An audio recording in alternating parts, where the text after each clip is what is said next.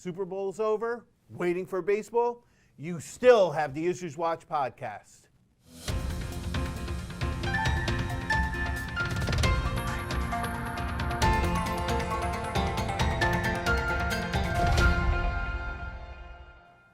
Hello, and welcome to the Issues Watch podcast.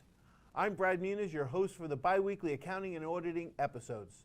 I'm the assurance partner at Clifton Larson Allen, and back with me today is Frank Boudelet, emeritus partner at Witham, and my co-presenter for the Society's Law and Ethics webinar. Welcome back, Frank. Thanks, Brad. Glad to be here. Okay, so enthusiastic. This episode qualifies for Nano CPE credit. If you're interested in earning CPE credit for this episode, hit the pause button now and head over to njcpa.org/nano to find out how.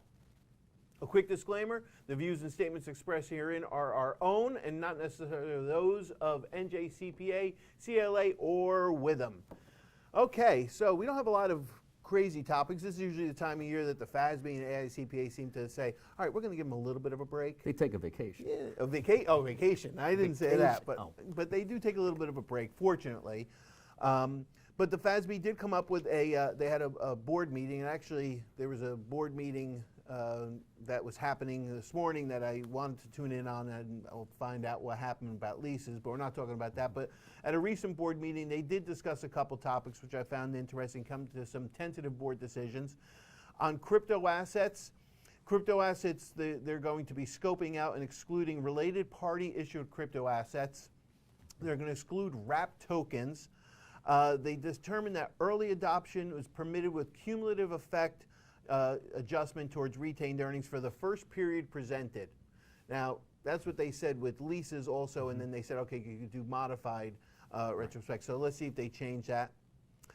All entities have to utilize the same effective date, which I found interesting because they've always been separating public or public entities and non-public entities.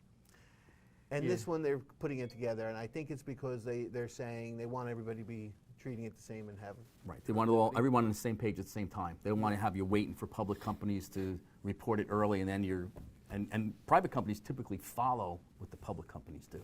So this is going to be interesting going forward. You're absolutely right, because usually what we would do, and I imagine you as you too, is you say, okay, let's go grab a public company financial and see what they did.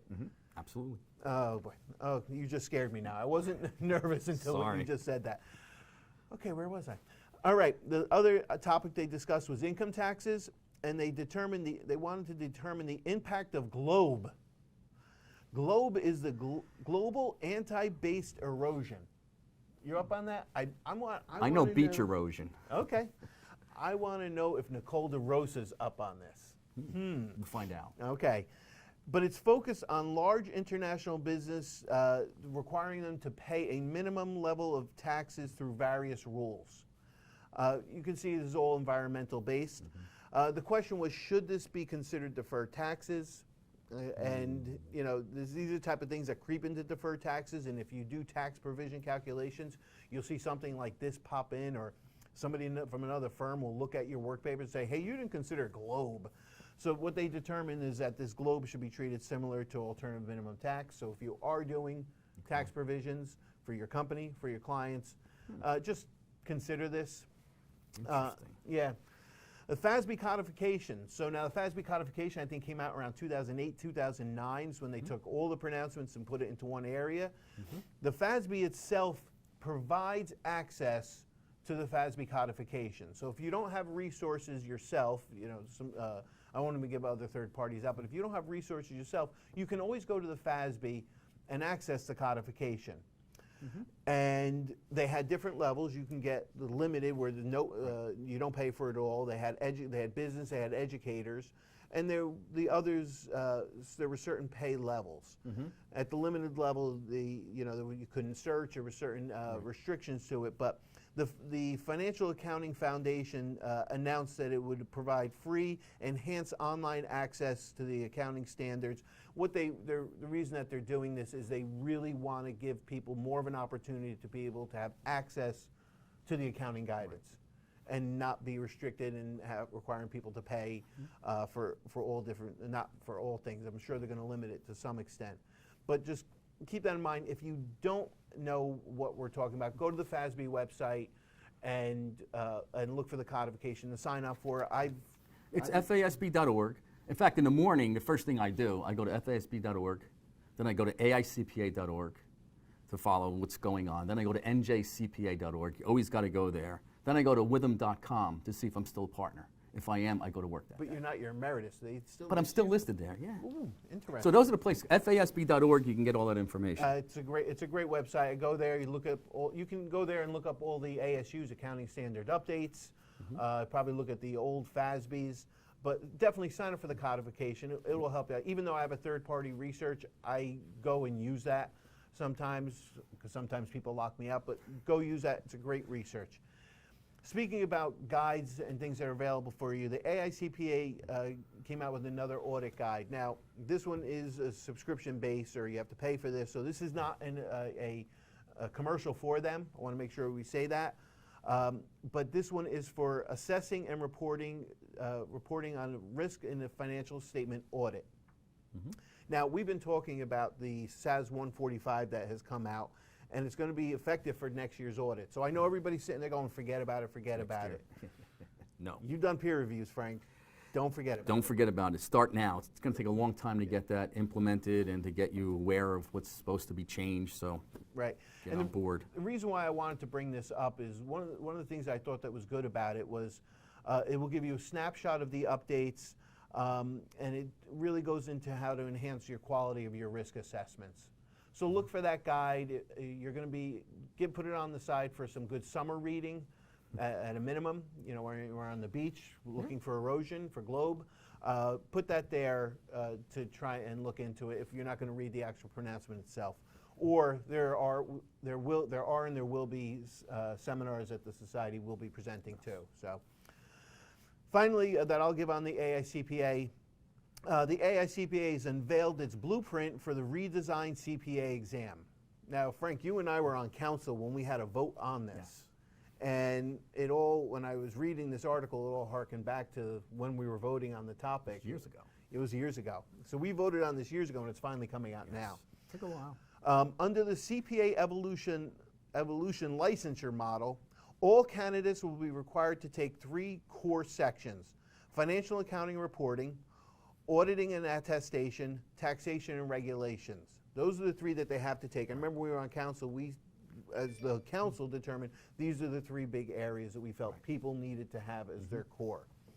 Then the candidates would decide between 3 other areas that they would focus on, one of 3 other areas: business analysis and reporting, information systems and controls, and tax compliance and planning. And you can see where they're going with this. They're either going to be more leaning towards tax with your strengths, or you'll be leaning towards information systems or business analysis and reporting, which is probably more of the financing aspect. I'm wondering, for people that are going to be in public, particularly auditing where we were, which area will people be leaning towards? And the interesting thing is you're taking the exam right after you graduate, and you're just starting your first job. So how do you know where you want to go once you start? I mean, do I want to go into tax? Do I want to go into information technology? So it's going to be interesting how the exam takers, the students, what they're going to do when they get out. Are they going to go towards one area or the other? Or are they going to wait a couple years to see where they practice and then sit for the exam? No. I'm just throwing that out there. No. Okay. But I think the people, and I didn't even think about this until we were just talking, I think that people in order are going to be going for business analysis and reporting because what's its acronym? BAR. The BAR. They're going to be going for the BAR. Yeah.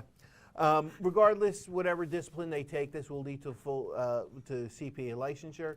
The 2 important things is it's changing. If people are taking the exam now, let's get this out of the way now, and let's not make them wait, have them wait. So with that, Frank, you have anything on PCAOB? Yeah, PCAOB, they just released a new staff report designed to help audit firms remedy their quality control issues that are cited. Typically what happens is when you go through a peer review inspection, you have the part 1 where they talk about your engagements that you did and which ones didn't conform. Then there's a part 2. The part 2 has all the quality control criticisms. They could use a better word than criticism, help. But it's a criticism, and they basically list all the criticisms. You have 12 months to remedy that. And after 12 months, if you still have those issues the following year, then they end up in part 2, and the world gets to know what you've done wrong. So the staff report came out to kind of help firms look into this, looking at, if you have repeated or persistent criticisms, how are you going to fix them? Maybe you want a new direction because the old way of doing it's not going to fix it. What's the root cause?